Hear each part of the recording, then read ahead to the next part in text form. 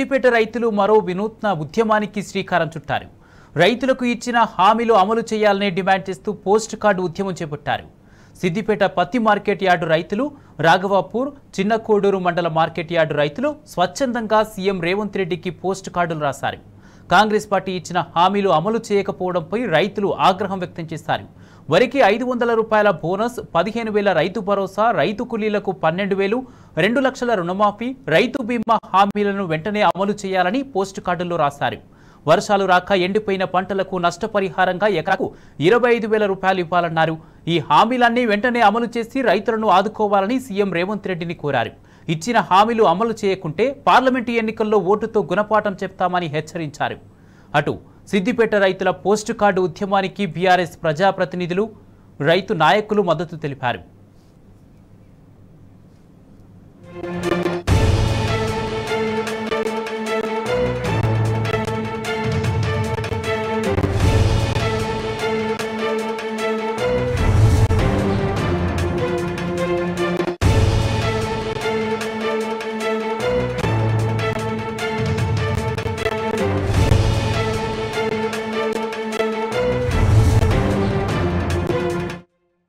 ప్రభుత్వాన్ని కోరేది ఏమిటంటే,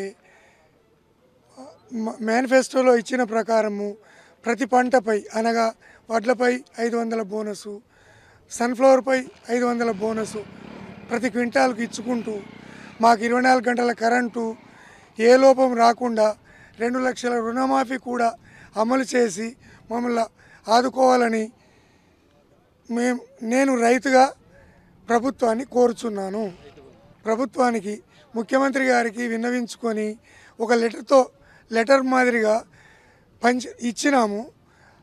దానిలో మేము కోరుకున్న ఏంటంటే బోనసు మరియు ప్రతి క్వింటాల్కు బోనస్ 500, 24 గంటల కరెంటు, రుణమాఫీ మరియు రైతు బంధు 10 ఎకరాల వరకు కూడా పడ్డదని చెప్తున్నారు కానీ పడలేదు. అటువంటి మాకు అమలు చేసి మమ్మల్ని ఆదుకోవాలని మా ప్రార్థన.